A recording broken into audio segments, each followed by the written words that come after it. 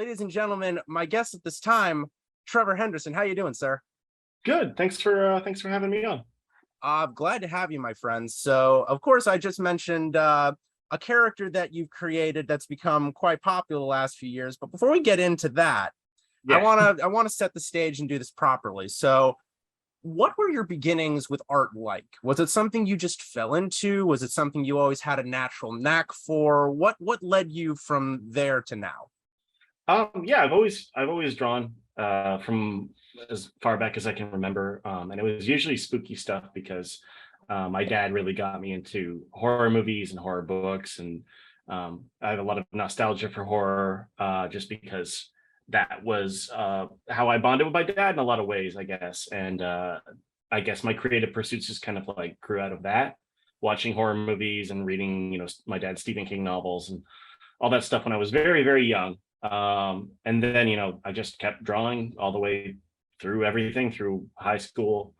Went to the Ontario College of Art Design, got a bachelor's in illustration. Yeah, a lot of that was fan art for horror movies and stuff. But then slowly started becoming its own thing in different ways. And then yeah, I didn't start doing the photo stuff, like the kind of stuff I'm doing currently, until like 2018, I guess. But I've always drawn horror, and it's just always been really a really important thing for me.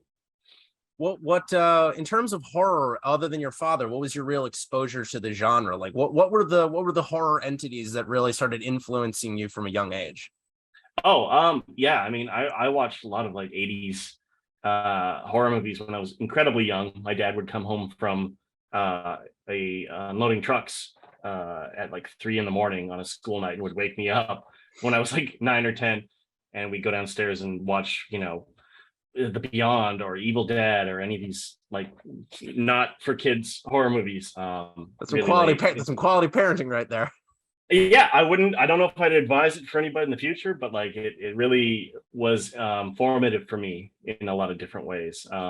So yeah, the whole roster of like the classic 80s horror films was kind of a jumping off point, I guess, when I was ridiculously young. And besides that, yeah, like I mentioned, a lot of my dad's Stephen King paperbacks that he kept in his nightstand.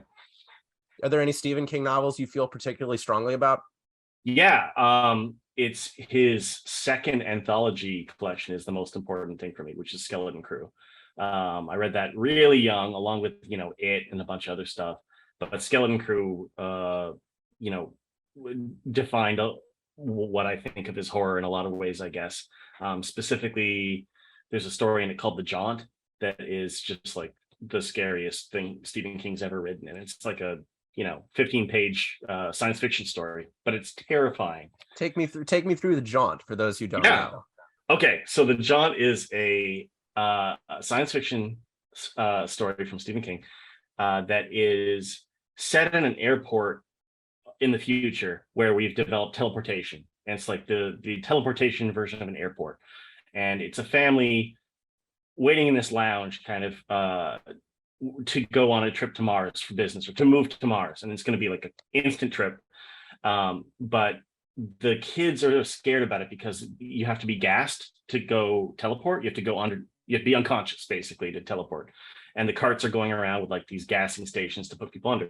So the dad is going through the whole history of how teleportation was developed, and telling his family just to kind of distract them, so they'll be reassured by the time they, the knockout gas comes, they can go on this trip.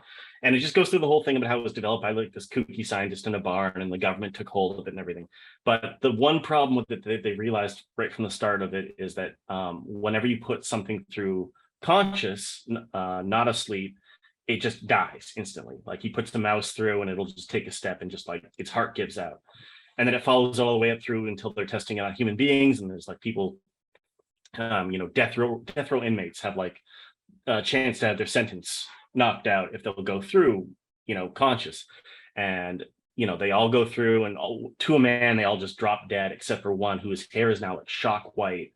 And he says, it's forever in there. And then it's going through all these different things about how like the mafia uses it to get rid of bodies by like turning on one end of the teleportation and not the other, and just throwing people into nowhere. And then the big climax of the story is that the family goes through and wakes up on Mars, but the kid, the son, held his breath and didn't go get knocked out.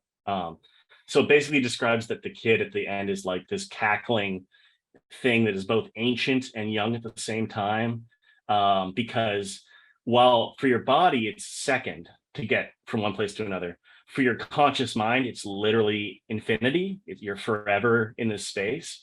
So the kid has been like conscious, alive in this void for literally infinite amounts of time, while his body went through in a second. So he's both ancient and like 6 years old, and he gouges his own eyes out and says, Jesus. It's longer than you think, Dad. It's longer than you think. It's just like horrifying. Wow.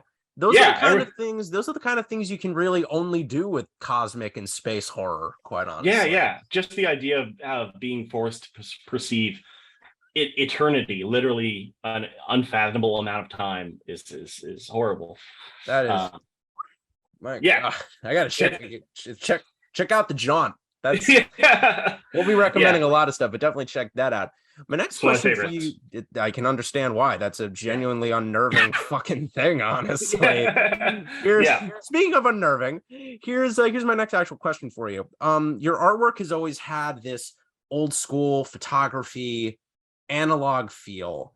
And that's, well, personally, not to mark out, but that's always what I've adored about your artwork, that I genuinely feel like it's always had this aura to me of, oh, I've found this like on an old hard drive somewhere. I found that. Oh, I just got this camera developed when I was a kid. I don't remember taking these photos, etc., etc. All those old chestnuts. But your artwork really evokes that sense of, I'm looking at something I'm not supposed to be seeing right now. Thank you. I'm wondering, A, is that intentional? And B, why analog? Why old photos? What about that specifically appeals to you?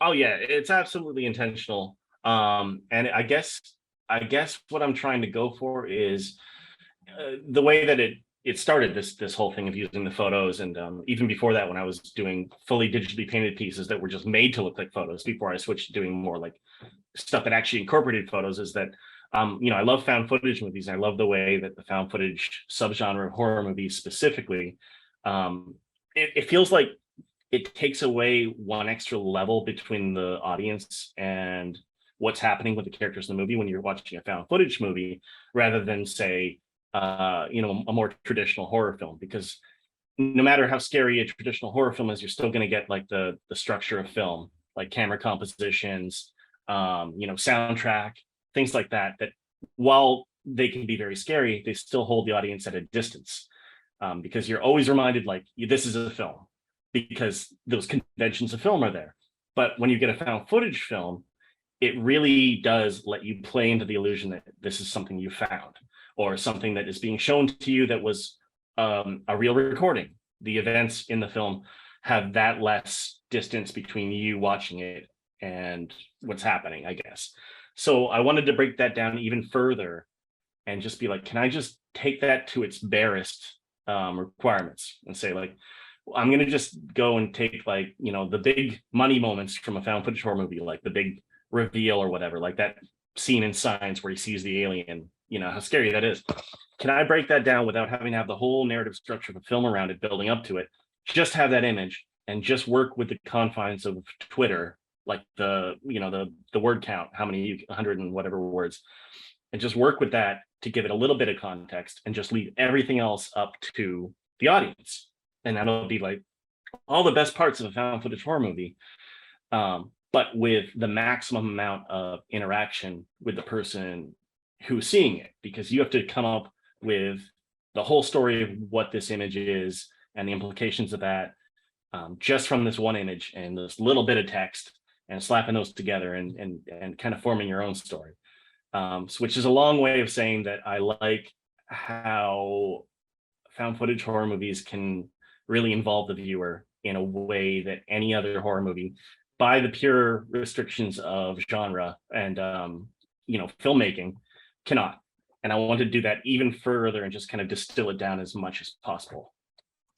Yeah, that's honestly a wonderful answer. I've always dug that about the genre, and clearly Yeah, like that I've always kind of felt the same way about it, in the sense that it engages you in the movie in a way that a traditional narrative format can't. exactly. Yeah. And you have to look like you have to really engage, right? Because a horror movie is always gonna, if there's a scare or there's a monster or something, it's gonna be framed, it's gonna be lit well, it's gonna be like you're gonna be shown it. Whereas if there's something like that in a found footage movie, you have to look, you have to engage.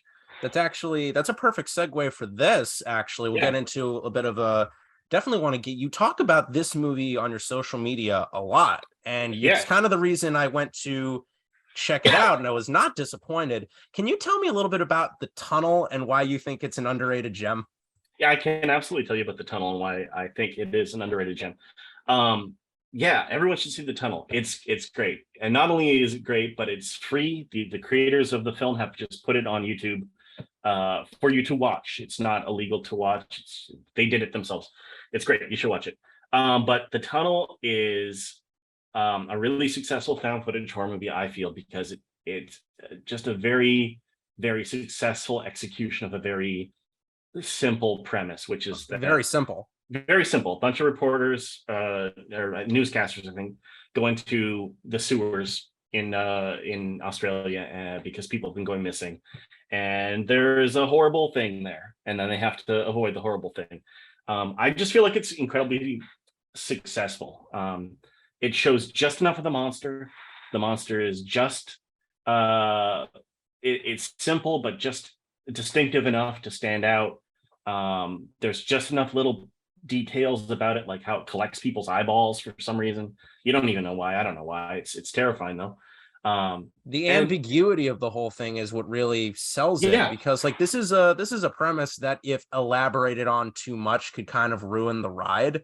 And I love yes, how, like you said, you're given just enough of a glimpse at this thing to get a sense of what it is, yeah, but not enough to really no, yeah, process it, which I yeah, think is just not being given that ability to process what you're looking at kind of enhances the absolutely. dread you're feeling, honestly. Absolutely. There's countless found footage horror movies where they feel an obligation, and not even just found footage horror movies in general, where they feel an obligation to show the audience, the creature. They show too much.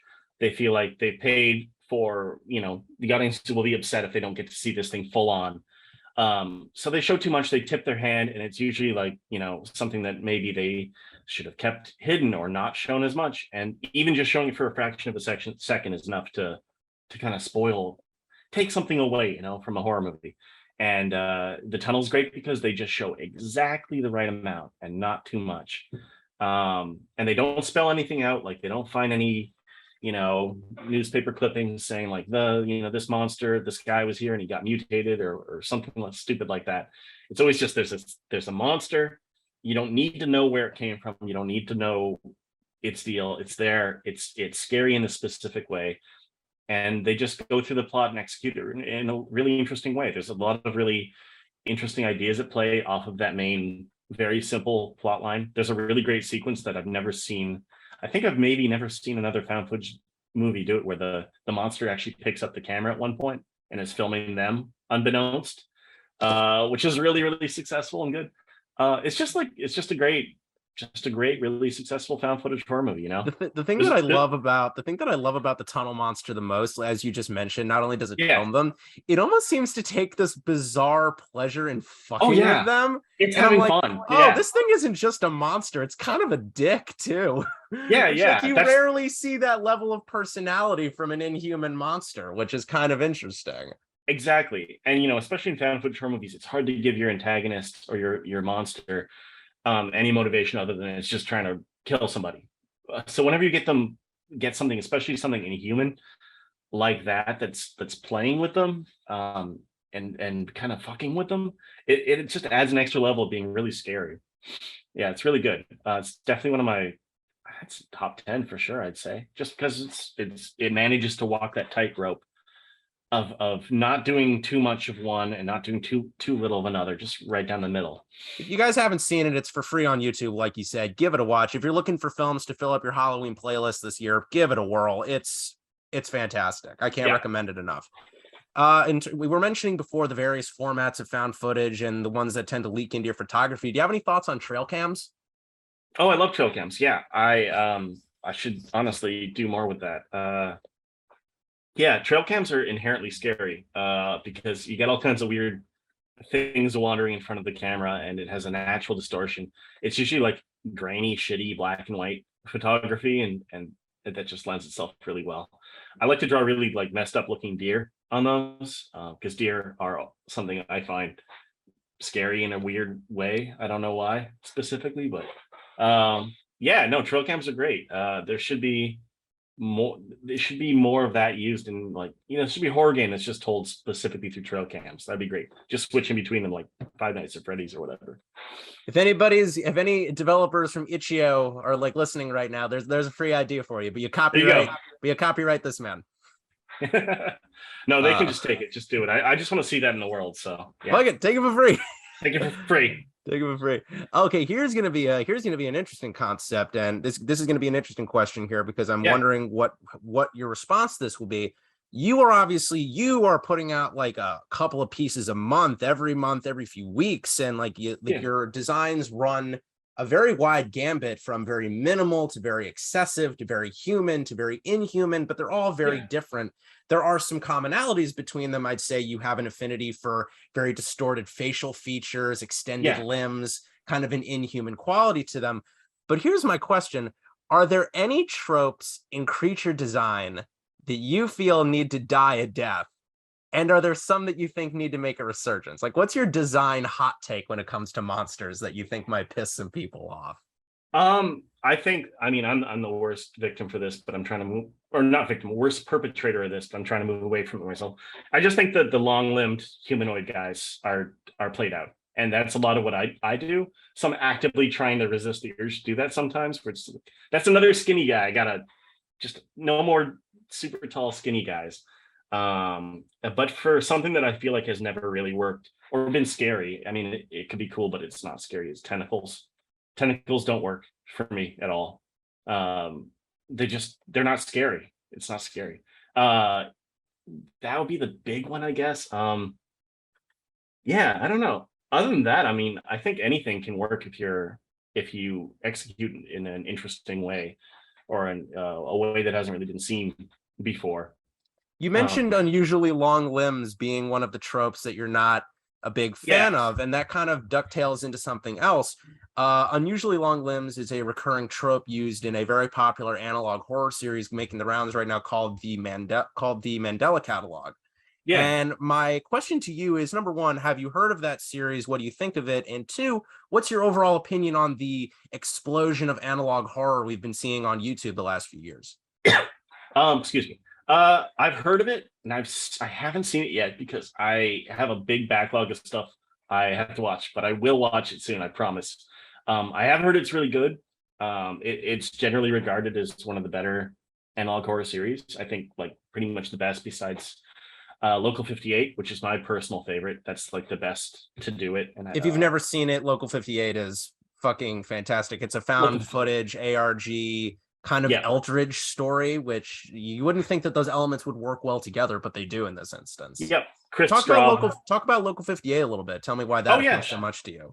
Oh, absolutely. I just think that series, despite only having like 4 or 5 episodes, kind of set the mold in a lot of ways for pretty much every analog horror series that has come after. Not to say that they're having the ones that do their own thing, but they kind of, it set the tone for everything that came after it. Or even if there were some that came before Local 58, I feel like that's kind of the one that rose up and kind of popularized it a little bit. And even then, Local 58 does a lot of things with the format that I have not seen any other analog horror series do. Like there's that one episode that's just a automated government message instructing everyone to kill themselves because they've been invaded. Like that's a high ambition and genuinely scary idea that that kind of thing doesn't really get tackled in other analog horror series. I can't speak on it too much because I honestly haven't watched too many of the series. There's a lot out there and they're doing some really interesting things. Local 58 is my favorite. and I really like the very popular Backrooms series that's happening right now. Oh, tremendous. Kane, what is his name? Alex Kane? I tell you what, I have the internet right here and I can verify that for you, sir. Kane Pixels. Kane Pixels, that's it. Yeah, Kane Pixels. Those are amazing. And it makes me so angry that the person is 15 years old or 16 years old. Like, holy shit. They look amazing. I need to jump in on this one, obviously. If you haven't seen the Backrooms, which if you haven't, shame on you. It's for free on YouTube and it's barely 10 minutes. It's a found footage short film made by this incredibly talented kid, a literal child human, who made this, I believe, in Blender, I believe. And you wouldn't even know it by looking at it. I honestly thought to myself, where did this dude find these endless succession of empty hallways to use? And the fact that I did not pick up on the fact that it was all computer generated blew my mind open. This is better than some found footage films I've seen released on a professional level. Absolutely, the last few years. And bear in mind, this is for free on YouTube that a teenager made. Yeah, it's amazing. That and Local 58 are the two big ones for me. And Local 58's incredible because it's made by Chris Straub, who is basically internet horror royalty at this point. He wrote Candle Cove. He's just had his hands in lots of stuff, and I just really hope Local 58 comes back. I've heard rumblings that it might, and I hope that happens very soon because it's my favorite. Chris Straub is a G in these parts. Like he's great. Very few horror stories affect me like as viscerally as Candle Cove did, quite honestly. I remember reading that for the first time and actually getting goosebumps up the back of my neck. Yeah. Oh yeah. It's definitely out of those original like creepypasta internet stories, that's got to be like one of the best, just because of its brevity and how much it accomplishes with, I think it's a page long. It's like 3/4 of a page long, and it does so much. And it kind of set a mold too. He just keeps making molds. He really does. Yeah, he's really good. Just a reminder, kids, something doesn't have to be long in order to be successful. Something can be short and succinct and still be good. Honestly, it lends itself to being better if it is like more succinct. I think like a lot of creepypastas, the pit I see them fall into is explaining too much, spinning their wheels a bit, going on too long. Like get in and get out. That's what I would say. My other favorite. Oh, sorry. Go ahead. I was gonna say my favorite creepypasta besides that is Search and Rescue Woods, and those are all very short. They combine into something bigger, but each one is not very long. To me, that's the winning format. Small stories that all add up to a greater whole, honestly, not trying to connect everything excessively. But you mentioned creepypastas, and that's actually a perfect segue for this. I mentioned before, you had created a character that has, quite honestly, achieved that coveted Slenderman, Jeff the Killer level of widespread notoriety. Positive notoriety. Is there a positive word for notoriety? Let's just say positive. Let's just say positive notoriety. Let's just say positive notoriety. And I think it's popularity. Popularity is the positive notoriety. Yeah. Popularity. Doy. Hello. But I had a highfalutin word planned. Yeah, fuck it, whatever. Point is, your character Sirenhead has really taken on a life of his own, but I don't think I've ever gotten the true backstory as to where this character came from. So please tell me the story of how a simple drawing of a creature with a siren head goes from relative internet obscurity to being praised by Junji Ito on a YouTube video. Oh my god, that video! I need to, when I die, I just need to get a tombstone with a video player and a screen in it so it can just replay that clip over and over again. He really liked Sirenhead. He really liked it. He said that it touched him here. Like, holy shit. I can't even believe it. I wish I had some crazy story about that. I don't really. What happened was that in 2018, I think, I was working at my last retail job, which I don't work at anymore because of COVID and a bunch of other stuff.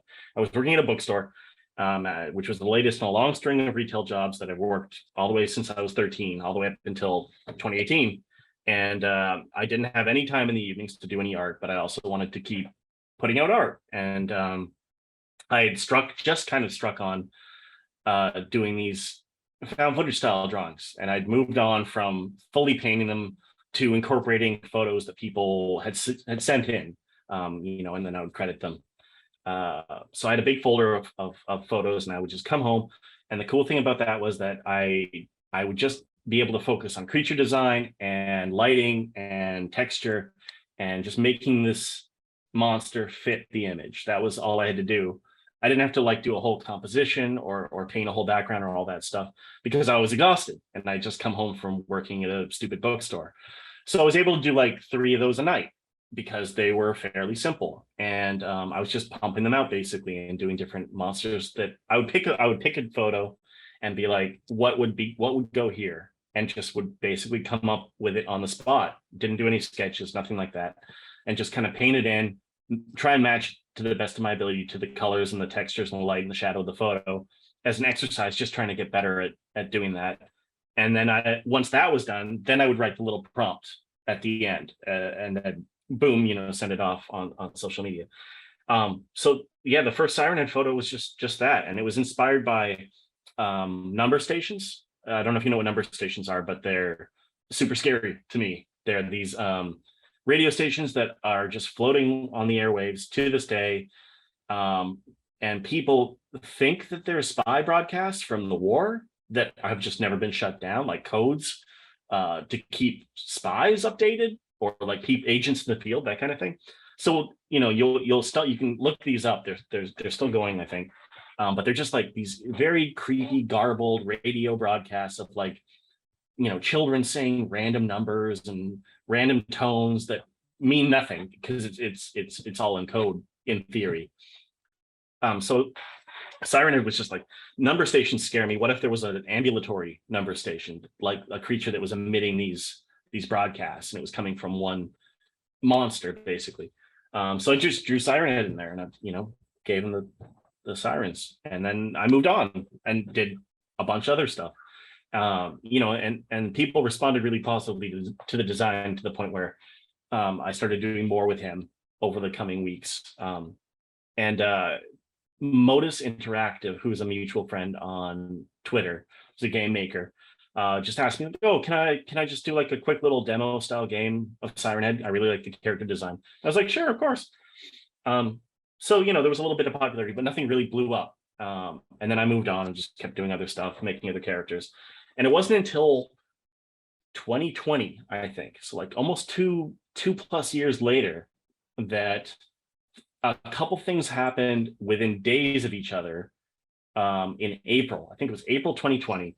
What happened was that at the exact same time, I believe his name is Alex Howard, a guy who does these CG animated kind of little clips for Instagram with monsters, did one of Sirenhead. That blew up. It was this giant Sirenhead over a city with like sirens in the background and like gunshots, and it's just like this huge like kaiju sized Sirenhead, and that blew up on TikTok. Like that just started going everywhere on TikTok. I don't use TikTok, but that's what happened.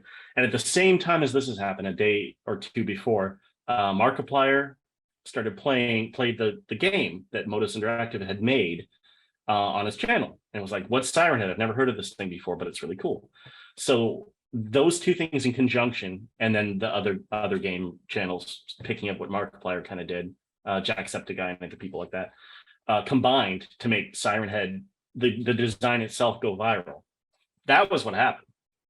But I made him like 2 years before. Like it took that long for it to catch on. It was completely random. It was just that these two things happened at the same time, and that he became viral on the internet and kind of caught on and blew up. Yeah. What was the exact moment for you? Like maybe you were just going about your day and then you check your phone or your social media and you realize, I have a lot more traffic than usual. What's going on today? Yeah, I think it might have been when Markiplier played the game and was talking really positively about the design. People have been really positive, and more fan art and stuff was coming in before that. But when that happened, I was like, oh, okay, this is.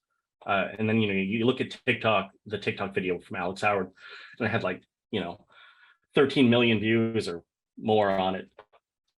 it's just, yeah, those things together was, oh, okay, this is going to blow up a bit, I guess. Geez. And then it got picked up by kids YouTube in a lot of really weird ways. Became like an icon for kids. All of my work kids really respond well to it. I get tons of people, like little kids, emailing me saying they love all my monsters and stuff, which is really cool.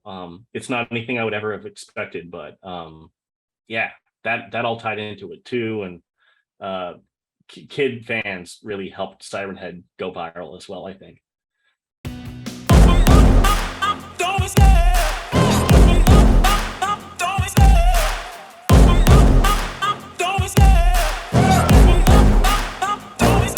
I love the chase and the hunt, and I set the pace when I'm running. I always take what I want and I always give it 100. Don't need a bank, no, I'm funded. Play the game like it's nothing. I'm always thankful for something. Don't take for granted, stay humble. Now wake up! It's time to look at the enemy. Look in the mirror if he is no friend to me. It's not working out, maybe it's the chemistry. It's time to break up so I can make a better me. Better believe in your mind, cause it's everything. You can mold, shape, find almost anything. All it takes. And we are back. Thank you for joining us again for this interview with horror artist Trevor Henderson, who just took us through the backstory of Sirenhead. So obviously this character like still means a lot to you even 2 or 3 years down the line. Have you yet to have that like maybe relationship with the character? Has it gotten to the point where you're like, man, is this the only thing I'm going to be known for? Or is like, or do you still have like an appreciation for the people that know you specifically through that? Oh no, yeah, no. I mean, I still like the design, and you know, I feel like I've somehow dodged that ever feeling that way, because like I said, you know, when I did it, I drew Sirenhead, and because there was such a staggered amount of time before he kind of caught on and became weirdly viral, I just moved on and was doing other art and other creature designs and other stuff that I'm really proud of. So while I still really like Sirenhead, and I'm really happy he caught on in that way, you know, I like a lot of other monsters I designed just as much or more that haven't caught on. What's a recent favorite of yours? Oh, the Sisters of the Ever Sharpening Blade, that are like these awful nuns made of knives. I like them a lot. And Long Horse was made around the same time as Sirenhead, but I really like that one. And that guy never caught on quite so much. There's a bunch of them. There's these awful little men in suits with knives called the Piecemeal Men that cut people apart. There's the man with the upside down face who causes car accidents. There's a bunch. I just really like making up monsters. So you know, it's not just Sirenhead, thankfully for me. It's like a whole bestiary of weird dudes. And Sirenhead's just the one that got really popular and famous. But no, I still really like Sirenhead, and you know, I have an idea for a whole narrative with the character that haven't done yet, that I think would be really cool, like a good in for that kind of for a concept for like a book or a comic or something like that. I'd love to do at some point. So no, yeah, even like 2 to 3 years out, I still like the character, and I think that there's potential to do like a full narrative with them eventually. Honestly, I know that I and others would love to see Sirenhead in a bigger capacity, because there is something, not to blow smoke up your ass, but there is something kind of haunting about the character, and especially the level of sound design that various other creators have employed when adapting him. I've always loved the siren effect that people apply to the various clips out there. Like, is there a particular, other than the video games, is there a particular favorite fan version of Sirenhead you've seen, maybe a short film or another piece of artwork? You know, there is one that's really stood out to me that was a very found footage, a very like minimal approach to Sirenhead. But you know, I can't think of the name off the top of my head. It was just like one of the many Sirenhead little fan films that came out at the time, and I just thought it was so good and successful. I really have to hunt it down again. I feel bad. Dude, after the fact, I'll try and find it. Off the air, I'll get the info from you and I'll slice it over the clip. That way, it looks like you know what you're talking about. Perfect. Yeah. One. You mentioned comic books, and that's a perfect segue, because one thing you tweet about as frequently as film and artwork is your affinity for horror manga. And I wanted to talk to you about that. One creation I've seen you talk about before is Frankenfran. And some I'm not actually familiar with it, but you seem to have quite an affinity for this one. So tell me a little about Frankenfran. Frankenfran's a really fun, really weird body horror comedy manga. I think it's from the 80s. I've only read it through the once, but it really stuck with me. And it doesn't have anywhere near the fan base it should. It's about a character, Frankenfran, who's basically like a Frankenstein's monster who is now operating alone in this mansion or whatnot as a doctor, as like in the role of the creator that made her. And that's kind of just the wraparound, is that there's this character who's like stitched together from different body parts, has a bunch of different limbs like a spider. But people keep coming to Frankenfran with their problems. And so it's like an anthology where like each chapter or issue is a different person coming to Frankenfran with a problem that they want solved. And she solves these problems and she just genuinely in the most absolutely horrible body horror, nasty way you could ever imagine. Completely unintentionally. She thinks she's doing very good for everyone. So like there's comedy in it, but the end results are just unspeakably horrible. Where like, you know, and it goes into all kinds of weird tangents where like she ends up making living mascots for an amusement park, because I think all the people wear the suits strike or something. So she genetically engineers like these weird anthropomorphic dogs and bears and stuff, and that, you know, eventually go rabid and start terrorizing a park. There's one where a girl wants to be more and more beautiful, so she eventually ends up looking like an anime character, but like in real life, like what that would look like in real life, which is awful. Oh lordy. Yeah, it gets really weird and really nasty in a lot of ways, while still keeping that goofy kind of comedic vibe. Yeah, everyone should read it. It's really weird. It's a really strange horror manga that just has not gotten its due at all, I don't think, as of yet. But weird body horror stuff in that one. Speaking of Japan and body horror, let's talk about Junji Ito for a second. Yeah. Like, how does he play any we mentioned it before, obviously, when talking about the phenomenon of Sirenhead, but how much importance does his work hold for you? Hugely important. And what about his work specifically do you feel evokes such terror?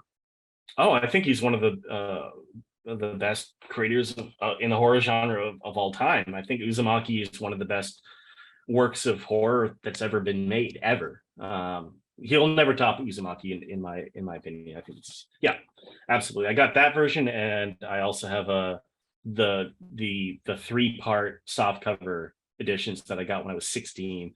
I got to meet him in Toronto a couple years back, and he signed one. So I've been like armored up in bag and plastic and taped up. I'll never open it again. It's like air sealed. No, I think he's amazing. I think that he is the way he does horror is definitive. It's just like set a precedent, I guess. It's just his ideas are unreal. The way he can draw people and scenes as detailed and beautiful as he can, just like the most horrific nightmares. He's amazing. I have nothing really. I can only say good things about him. So when he saw Sirenhead and approved, that was very. I could hang it up right there. I guess that's kind of like that's the best thing. But yeah, I always remember one of the first. Maybe the first horror comic I ever read was Uzumaki Volume 1 when it hit my small town comic book store in Oshawa, outside of Toronto, and it just completely blew my mind. And then the other big thing was the Enigma of Amagarathal, which everyone talks about because it became a huge meme. But it's genuinely so scary, and I'll never forget like reading that in my room in like a sunlit Sunday afternoon. It just completely destroying me. In every possible way. If you haven't checked out Junji Ito's work in any capacity, do so by this point, because his sticks with you. Yeah, I think that he's so saturated at this point. I feel like everyone has at least read something by him, I think. But if you haven't, if you somehow dodged it up till now, yeah, you have to read Uzumaki if nothing else. Absolutely. There happens to be a moment in Uzumaki that I'm not going to spoil for anybody who hasn't read it. It takes place partway through the book. The lead character, Kyrie, finds herself in a hospital. Oh yeah, my favorite. And something they're serving as a food item in there is mushrooms. Yeah. And they're wondering, where are these mushrooms coming from? And before this story, there was an incident where mosquitoes had started attacking people and draining them of their blood. And this happened to affect some mothers who were in labor in that hospital. And that's all I'm going to say, because the reveal of this story is so good. It'll stick with you till the end of time. And the fact that he put those two disparate elements together so successfully in such a uniquely horrible way really speaks to his power as a writer and a horror creator. An illustrator, frankly. Illustrator. Oh my God. I mean, obviously, holy shit. To draw like him is Lordy. Yeah. Speaking of things that'll stick with you, one movie you've been trotting out a lot on social media lately, aside from The Tunnel, is a little movie called The Borderlands. Yeah. Oh yeah. And I love The Borderlands. Having been spurred on by that, I went to go check it out. And truthfully, this is probably one of the more viscerally unsettling things I've seen in a very long time, especially the ending, which I might want to get into a little bit if you haven't seen it. So spoiler alert, if you haven't seen The Borderlands, definitely check it out. We both highly recommend it. But yeah, take me through The Borderlands. Take the people through The Borderlands and why that's a sort of a gem that should be appreciated a little bit more. Yeah, I was gonna say you don't want to spoil the ending, so absolutely watch the movie or skip ahead or something, because you don't want to spoil the ending. But it's about a priest called in who works for the Vatican, basically dispelling claimed miracles, or proving or dispelling claimed miracles to this little church. And most of the movie, an hour and whatever of the movie is a scary but fairly straightforward kind of ghost story about this potentially haunted church, and then the strange noises and things happening around this church and the weird history that it has. But the last half hour involves them finding this whole tunnel system under the church and venturing into it, and the big reveal at the end, leading into the absolutely horrible and gruesome climax, is that the church was never haunted. There are no ghosts, but it is built on top of some sort of awful, still alive entity, living entity.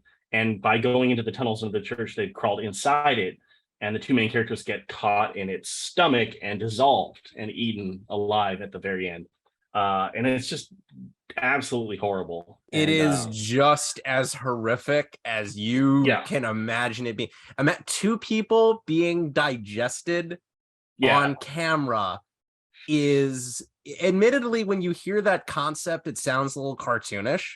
It's not, though. But when they go into this tunnel that you think is just a tunnel, they turn the camera, and the end that they came through closes up like a sphincter, and it's the most unsettling shit you have ever seen. It's just completely vile. It's so nasty, and once you see that, you'll never forget that movie. The rest of it's good. Like it's a good creepy found footage horror movie, but that ending just seals the deal, and you'll never not think about that. Speaking of movies that'll fuck your world up, me and my friend Matthew Koffler, who's a fellow artist, he's a director and an editor. One movie he's consistently put over to me time and time again, and one that I've seen you talk about, is a classic black and white movie by the name of Night of the Hunter. One of the best movies ever made. Yeah. A lot of people say that, and I'm one to agree. But why do you think Night of the Hunter stands in such high regard? I think that wow. It's a gorgeous film. It's like a pinnacle in this Southern Gothic neo-noir kind of horror adjacent kind of genre. There's nothing really quite like it. It was directed by Charles Laughton, and it was his one and only feature. I think it bombed. I think it was very controversial at the time for showing a preacher. The villain in the film is a murderous preacher who kills women. So it wasn't really something that was very seen around then. That wasn't something that was done, I guess. But it takes like this Southern Gothic kind of noir feel and marries it to this real fairy tale elegance in a lot of ways. There's a sequence with the two main characters who are these kids being chased by the murderous preacher, making their way down river on a raft. And it is one of the most beautiful sequences in film. It has the villain performance is incredible. Robert Mitchum. Fucking terrifying. Terrifying. He's got the love-hate tattoos on his fingers that pops up every once in a while in movies. There's a really great homage to that in Spike Lee's Do the Right Thing. And also I think Cape Fear does that maybe as well, if I'm correct. But yeah, it's like nothing else from the time. It has this incredible atmosphere. Great soundtrack. Great soundtrack. Atmosphere that goes between this fairy tale story beauty and very visceral for its time imagery of horror. There's a shot of a woman drowned in a car under the lake with her hair floating in the water. Yeah, it's just amazing. It's one of the best movies ever made. You should really see it if you have not seen it. Just truly nothing else really quite like it. One final movie that I definitely want to gauge your opinion about that you again have put over on your social media, which frankly, like, thank you for doing so, because your social media is how I've been exposed to some truly, if you don't follow this man on Twitter by this point as Silly Swamp Ghost, if you haven't followed him by this point, do so, because if you're not, you're doing yourself a disservice, because this man recommends some truly underrated gems. Case in point, a movie called Paper House. I was hoping you were going to say Paper House. I love Paper House. I try and talk about Paper House all the time. Everyone should see Paper House. Do you want to talk to us? Do you want to tell us about Paper House? Yeah, man, Paper House is amazing. It's one of those movies that not I, but someone has put on YouTube in its entirety. So you should watch that while you can. But Paper House is just one of those movies that you watch it. It's just, how are people not shouting about this thing? How is it not, getting, a boutique Blu-ray with all the extras, 4K, all that shit. It is a film about it's a British film. I had to make sure. I thought it might be Australian for a sec. It's a British film about a little girl who is living with her mom alone. Her dad is left the family, I believe. And one day she gets a fever, and through the rest of the movie, she's laid up in her sick bed, basically. But she finds that whenever she sleeps and has these fever dreams, she visits the place that she drew in a drawing, like this house that she draws in the drawing. And every time she wakes up and adds something to the drawing and goes back to sleep, it'll be in this dream world. And the set design is unmatched. Like the sets made to look like all the askew angles and warped perspective of a child's drawing, a stick figure drawing of a house, basically. But embodied in a real set that the actors can walk on is amazing. Like, it's so beautiful. But it gets more and more sinister as it goes on, because she finds that things don't really translate so well when you draw it really rudimentarily in a drawing, and then it's brought to life. Like, she draws a boy in the window, so she has company, but because she didn't draw his legs under the windowsill, he can't walk. And then, at a certain point, she decides to draw her absent abusive father into the drawing, and then decides she doesn't want him there but can't erase it, so she scribbles out the face. He still shows up, but without a face. So yeah, it's another one of those. It's another really great, almost fairy tale like, dreamy, spooky, almost horror movie, but maybe not quite a horror movie. It's got an amazing, all the performances are amazing. Like I said, the set design is unreal. It's by Bernard Rose, who did Candyman, and it just deserves as much acclaim as Candyman. It's just as good. It's amazing. yeah, and people should see it. Go watch it. Listen to the man. Go watch fucking Paper House. On Yeah. that subject, are there any films coming out in the next year to 2 years that you have your eye on that you're personally excited for in the horror genre? Off the top of my head, I mean, Nope was the big one, which was fucking just incredible. It's one of my top 10 movies of all time now. The next little while, off the top of my head, I'm really looking forward to the movie I Saw the TV Glow, which is coming out from Jane Schoenbraun. Forgive me if I said that name wrong. Who directed We're All Going to the World's Fair, which was amazing. There's very little out about it right now, but just like it, from what I've heard, I'm the most excited about that movie. It looks amazing. The more experimental horror can get in the next few years, honestly, the better, in my opinion. That's where I feel I like agree. horror, for me anyway, is the last dependable genre that's not the comic book movie genre, if I'm honest with you.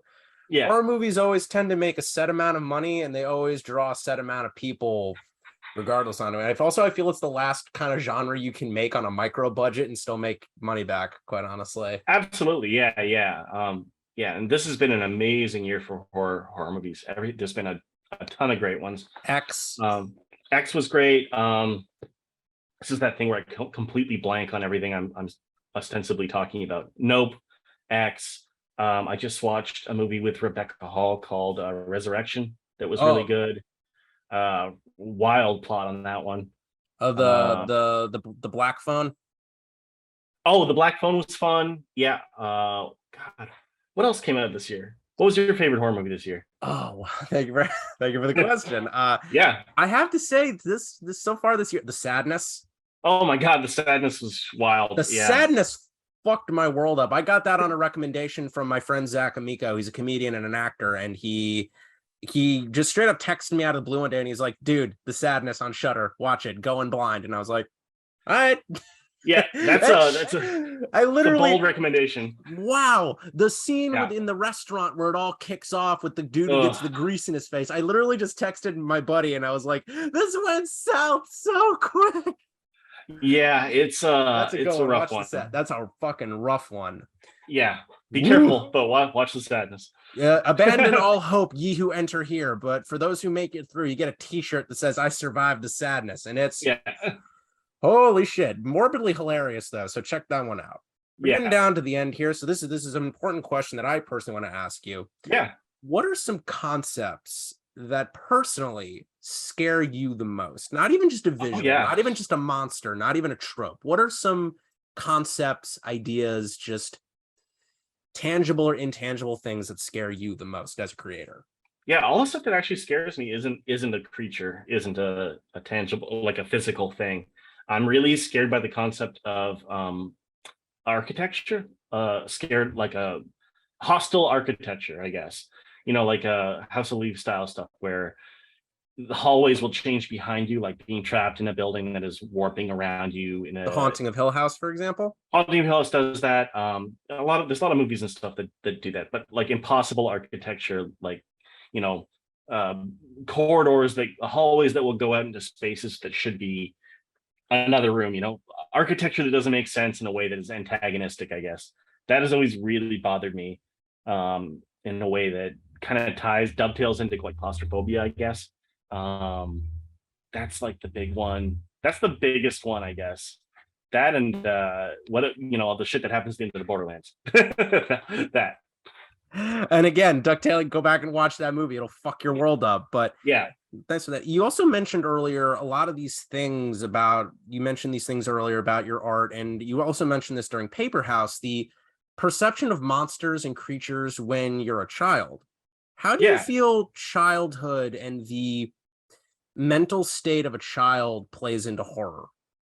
Oh, that's a good question. Jesus. I don't know. I guess kids see things. Maybe kids see things a little clearer than adults would. I think that kids take things at face value a lot more. So I think that, I don't know, it's just something about kids and the way that kids would interact with something that we would call a monster is really interesting to me, and how that would be perceived. And then like those perceptions being manifested, and then also like how that would come off to somebody who is not a kid, I guess. I don't know. I also really love the idea of like the naivety of like a child's drawing being brought fully to life in a physical way. There's like a bunch of my monsters that are like literal paper people, or like stick figures that have been just like, if you took that out of a drawing and stuck it into the physical world, it'd be ghastly. But yeah, the perception of the kid, or kid's perspective in horror, I think that that's a really important perspective, because I think that adults have all these ways of talking themselves out of what's happening, or like reasoning around or dancing around the issues, or whatever's happening in a horror movie or a horror circumstance. But a kid is just more easily accepting. They're a lot more fluid in terms of just taking things, I guess. So it's an interesting perspective for horror. Nice. Yeah. I very much agree. You mentioned a scene, I believe you mentioned this on your Twitter. There's a scene in It where Beverly is like notices something in the bathroom, and her adult brain is trying to kind of barter with herself mentally, and it's like, no, there's something can't be in there. That's impossible. Yes, exactly. And then like fingers rise up from like underneath the door frame. Yeah, I always love that scene. I thought that was such an interesting scene, because it really does play off the perceptions of adults, and how we will, if you see something, I feel like it's a lot easier just to build up a wall and convince yourself that it didn't happen this way, or it didn't happen that way, or just like make yourself an unreliable narrator. Whereas kids will acknowledge that, and they have more power in that they don't dance around it, I guess. And the novel plays around with that, the two narratives. So having Beverly as an adult, have something horrible happen like that, like the Pennywise laughing in the bathroom next to her, and then going through the whole motions of it, like building those walls up and reassuring herself and saying, no, this didn't happen, I'm tired, this, that, and then just having it happen again flat out is just wonderful and like so scary. And that always just stands out to me from that novel. I always think about that scene. Honestly, it's again, if you haven't read It, the novel, it's very little can do the sequences in it that are that terrifying justice. You just have to read it for yourself. This has truly been one of my favorite interviews that I've done in a very long time, sir. So I really want to thank you for that. But before I let you go, what is next on the docket for you, sir? Do you have anything in the works right now? Do you have any pieces that you're working on currently? Do you have anything kind of more major in the pipeline that you're within a position to talk about or pimp out a little bit? Most of the stuff that's going on right now is stuff I can't talk about, or I'm under NDA, or what have you. I'm very, very busy right now. I know there's a lot of stuff going on. I wrote a book for kids with Scholastic that is in the process of hopefully moving forward. So that might be something you'll be able to see in the next little while. There is a podcast coming out from the Bloody Disgusting network that I'm developing with a bunch of really amazingly talented writers, called the Mayfair Watcher Society. That is hopefully going to be out in October. I'm reading the scripts right now, and they're just incredible. They're going off of kind of one-off photos that I did, monsters that I did that didn't get built up and kind of became more viral or popular, but giving them a whole narrative or a story around each episode will be about one of those monsters. So it's really interesting. And aside from that, just a bunch of stuff I can't talk about. I'm still doing a lot of personal work every day, trying to do more of those photo monster guys. I think that's it right now that I can talk about. But as they always say, leave the people wanting more. Where can the people find you on social media? Where's the best pipeline to see your stuff on a daily basis? If you just want to see art, that'd be Instagram. That's the best one. I just keep that mostly just to art, and that's Trevor Henderson, all one word, like at Trevor Henderson. That's my thing there. But if you want the stupid jokes and the bullshit, and also movie recommendations and book recommendations, as well as the art all mixed together with retweets and stuff, then Twitter is best for that, which is Slimy Swamp Ghost. I all one word. misspoke earlier and I said silly swamp ghost. And I Oh, no apologize. worries. Yeah, Slimy Swamp Ghost. Yeah. Excellent. And if you want to follow me, follow my Twitter at @falbo_Benjamin. You can follow me there. If you want to get more updates on the more episodes, definitely follow me there, as well as the Facebook page for It Came from Queens. Just type in It Came from Queens. It'll be the first thing that comes up.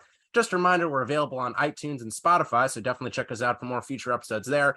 And thank you once again to our wonderful guest today for taking the time out to talk about all these wonderful subjects. And much like all great things, I like this so much, we might just have to do a sequel down the line. Yeah. So thank you once again, sir, for being on. And thank you all for tuning in to The Static again this evening. Once again, I'm Benjamin Falbo. Stay weird and have a good night.